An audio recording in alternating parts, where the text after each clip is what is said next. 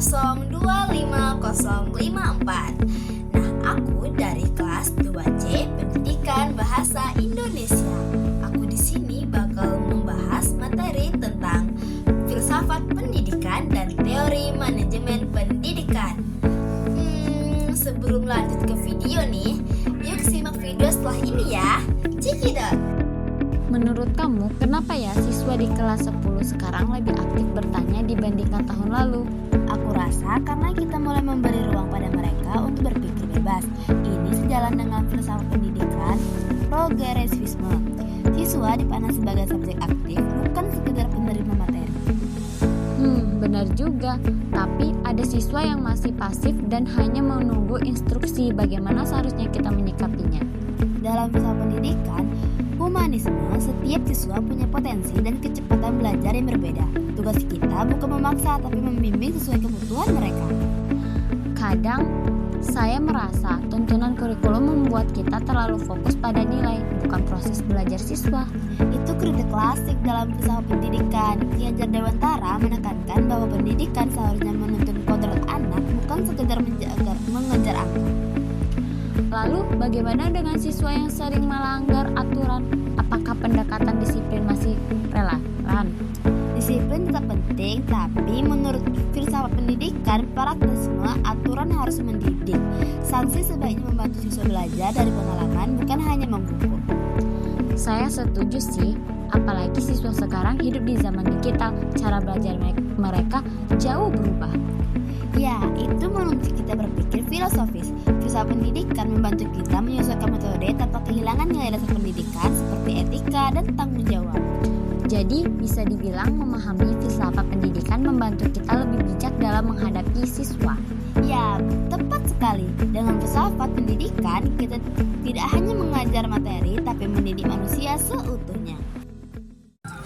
Nah, filsafat pendidikan adalah cabang filsafat yang membahas hakikat, tujuan, makna, dan dasar-dasar pendidikan. Filsafat pendidikan menjadi landasan berpikir dalam merancang sistem pendidikan, kurikulum, metode, pembelajaran, dan kebijakan pendidikan. Ruang lingkup filsafat pendidikan biasanya dibahas dari beberapa sudut pandang filsafat. Yang pertama ada ontologi, yaitu apa hakikat manusia dan pendidikan. Yang kedua ada epistemologi, yaitu bagaimana pengetahuan diperoleh dan diajarkan. Yang ketiga ada aksiologi, yaitu nilai moral dan etika dalam pendidikan. Adapun beberapa aliran yang sering dibahas pada filsafat, yaitu pertama ada idealisme, yaitu pendidikan menekankan nilai moral dan intelektual. Yang kedua ada realisme, yaitu pendidikan berfokus pada dunia nyata dan ilmu pengetahuan. Yang ketiga ada pragmatisme, yaitu belajar melalui pengalaman dan pemecahan masalah. Yang keempat ada humanisme, yaitu pendidikan untuk mengembangkan potensi manusia secara utuh. Yang kelima ada perennialisme dan esensialisme, yaitu menekankan nilai dan pengetahuan inti. Filsafat pendidikan membantu kita memahami mengapa dan bagaimana pendidikan seharusnya dijalankan, bukan hanya apa yang diajarkan. Mengapa ya filsafat pendidikan penting bagi pendidik? Karena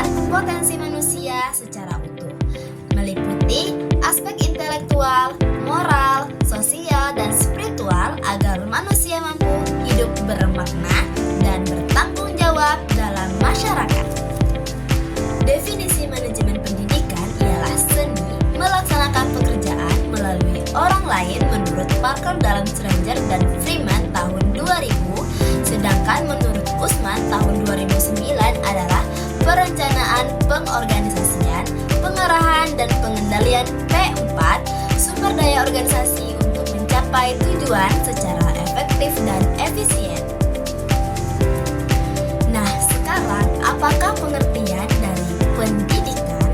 Menurut Undang-Undang RI Nomor 20 Tahun 2006, pendidikan adalah usaha yang sadar dan terencana untuk mewujudkan suasana belajar dan proses pembelajaran agar peserta didik secara aktif mengembangkan potensi dirinya untuk memiliki kekuatan spiritual, keagamaan, pengendalian diri, kepribadian, kecerdasan, akhlak mulia, serta keterampilan yang diperlukan dirinya, masyarakat bangsa, dan negara. Bermuara pada tujuan pendidikan mendukung kegiatan dalam upaya mencapai tujuan pendidikan. Proses dilandasi dengan sifat edukatif atau mendidik, orientasinya berpusat pada peserta didik, bermuara pada kesuksesan perkembangan peserta didik. Nah, adapun fungsi yaitu fungsi manajemen menurut Gorget Terry and 4 fungsi dari manajemen yaitu 1 planning, 2 updating, 3 organizing, 4 controlling. Pendapat Luther Galik yaitu 1 planning, kedua organizing. Nah, adapun fungsi manajemen menurut Gorget Terry ada 4 fungsi dari manajemen. Yang pertama ada planning, updating, organizing, controlling. Pendapat Luther Galik yaitu planning, organizing, directing, coordinating, reporting, staffing, dan budgeting. Menurut Hersey dan Blackhart yaitu planning, organizing, motivating, controlling. Untuk merencanakan organisasi dan mengontrol agar tercapainya tujuan yang diinginkan. Tujuan pendidikan akan dapat mudah diraih apabila diterapkan dengan manajemen pendidikan. Pendidikan yang baik sehingga dibutuhkan fungsi manajemen pendidikan dengan langkah-langkah berikut.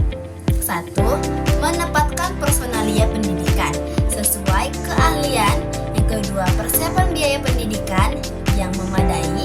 Yang ketiga, menerapkan metode pendidikan yang tepat. 4. Menyediakan alat-alat pendidikan yang memadai. Yang kelima, menyiapkan sarana dan prasarana yang efektif. Yang keenam, mengintegrasikan proses pendidikan antara teori dan praktek.